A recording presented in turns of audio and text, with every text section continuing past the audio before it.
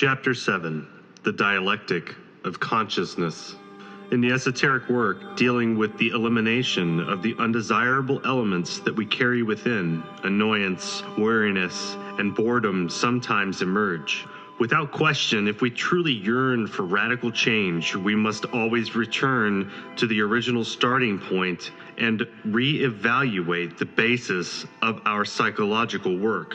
To love the esoteric work is indispensable when we truly want a complete inner transformation. Unless we love the psychological work that is conducive to change, the re-evaluation of principles becomes impossible.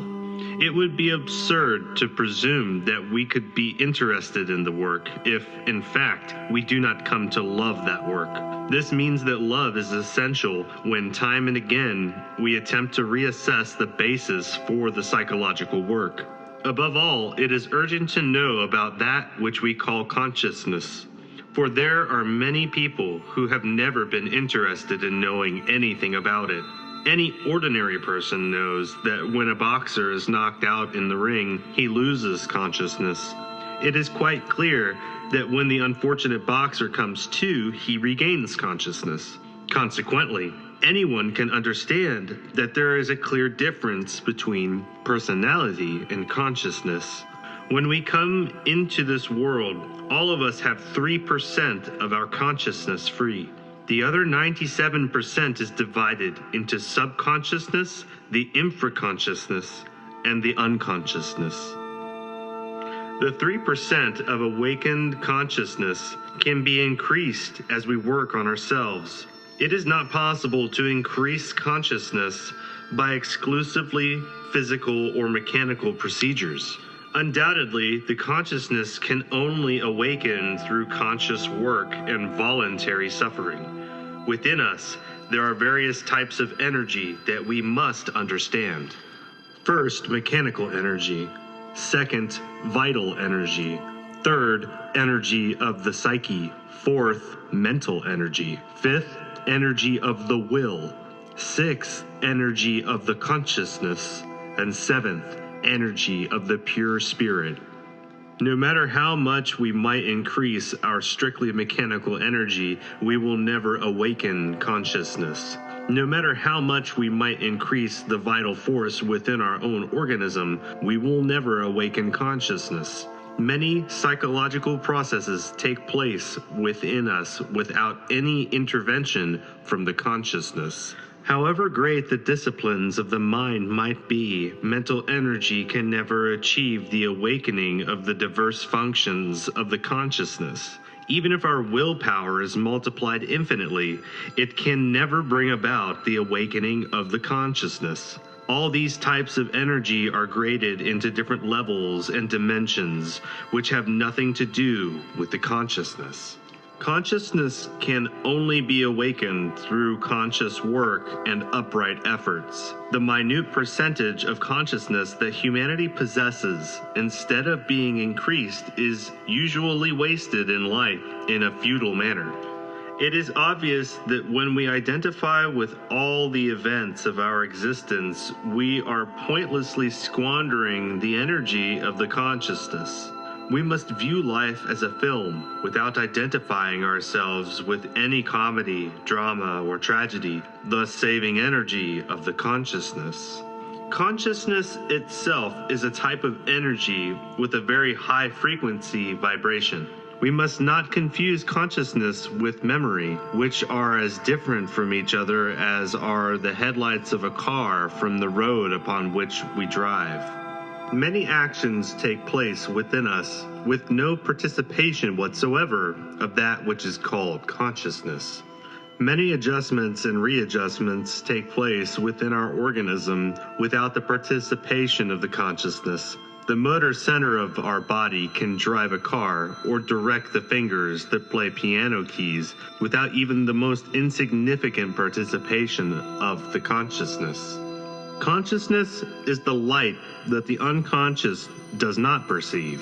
A blind person does not perceive physical solar light either, but it does exist by itself.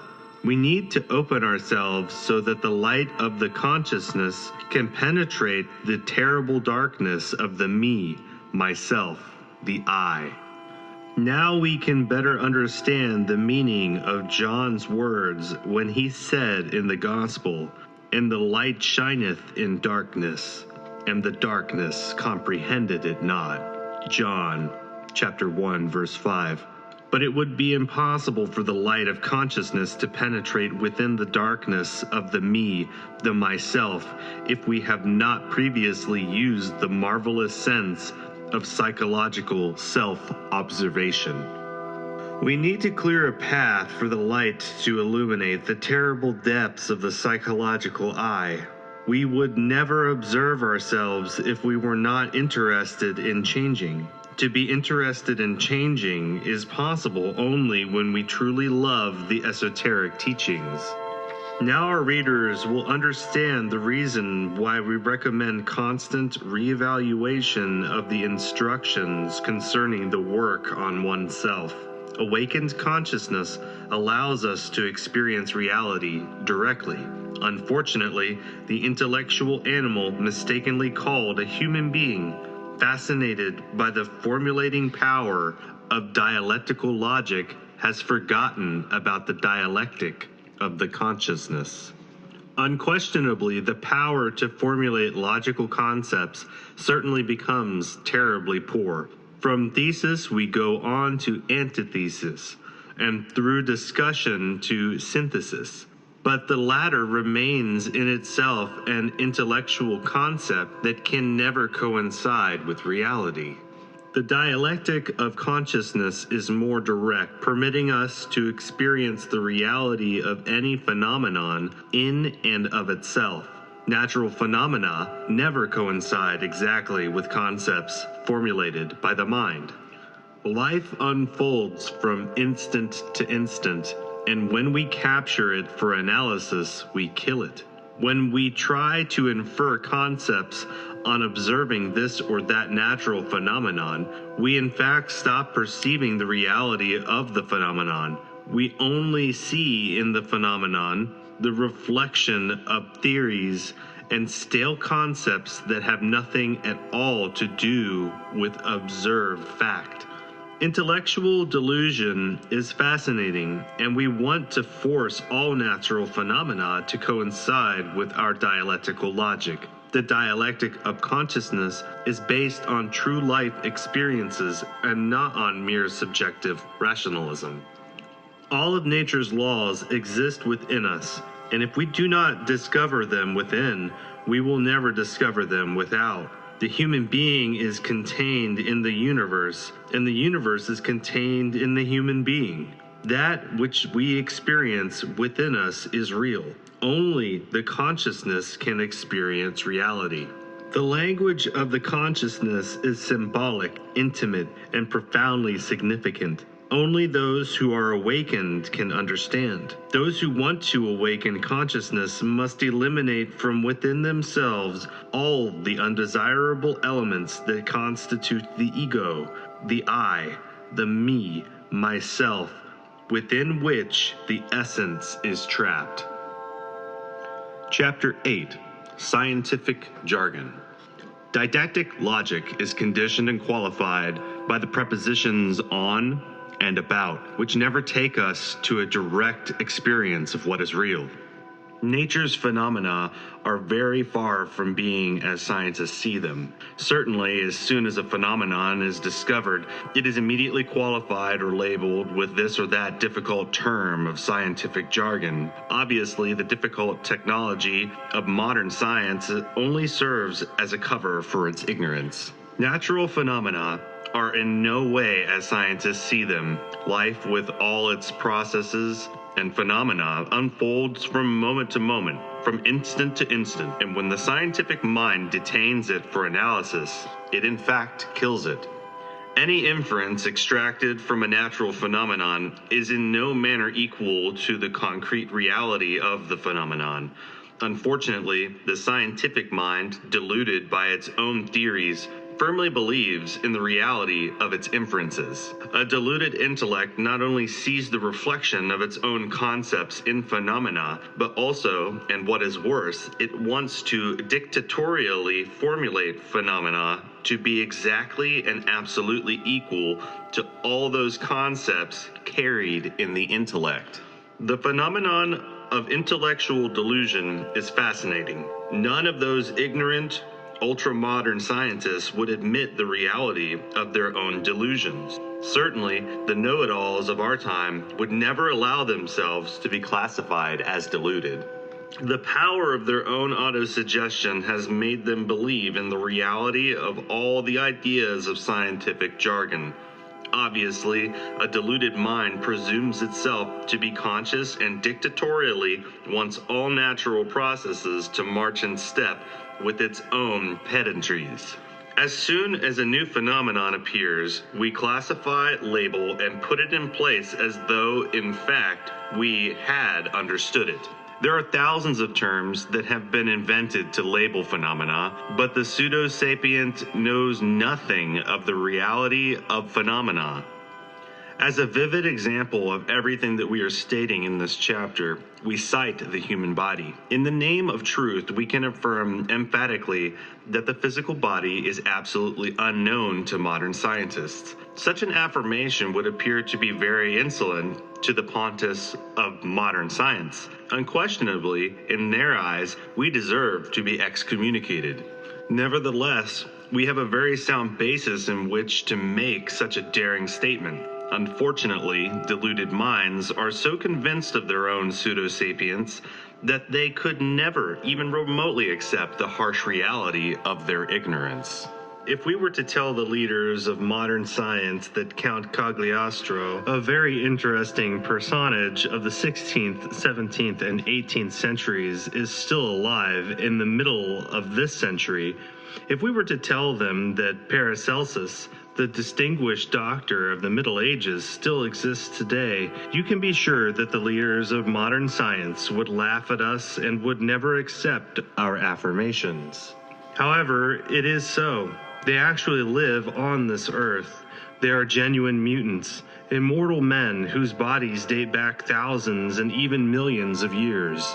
The author of this book knows mutants. However, he is aware of modern skepticism, the delusion of scientists, and the ignorant state of know-it-alls. Because of this, we are under no illusion that the fanatics of scientific jargon would ever accept the reality of our unusual statements.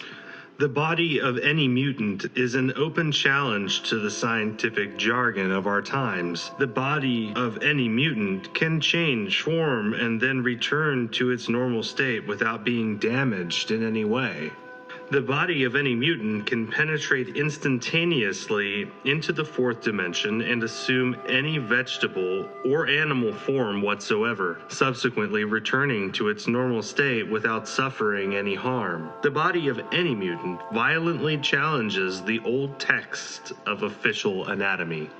Unfortunately, none of these statements will convince those who are deluded by scientific jargon. Those gentlemen ensconced upon their pontifical thrones unquestionably regard us with disdain, perhaps with anger, and possibly even with some pity. However, the truth is what it is, and the reality of mutants is an open challenge to all ultra-modern theory. The author of this book knows mutants, but expects no one to believe him. Every organ in the human body is controlled by laws and forces of which those deluded with scientific jargon do not have even the faintest idea. Elements of nature are in themselves unknown to official science. The best chemical formulas are incomplete. H2O, 2 atoms of hydrogen to 1 oxygen to make water, becomes something empirical. If under laboratory conditions we attempt to join an atom of oxygen with 2 of hydrogen, the result is not water or anything like it, because the formula is incomplete.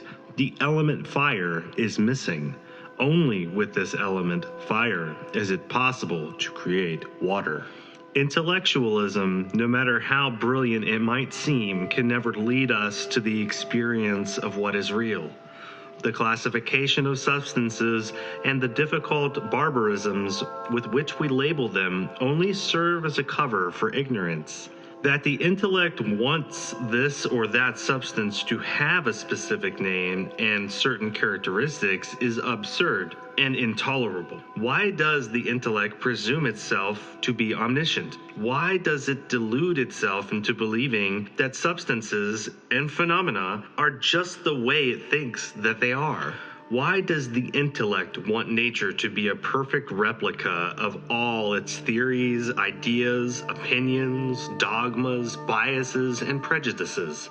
Indeed, natural phenomena are not as they are believed to be, and natural substances and forces are in no way as the intellect thinks that they are. The awakened consciousness is not the mind, the memory, or anything similar. Only liberated consciousness is capable of directly experiencing for itself the reality of life, free in its motion. However, we must emphatically affirm that as long as any subjective element exists within us, the consciousness will remain confined within such an element, and thus will be unable to enjoy continuous and perfect enlightenment.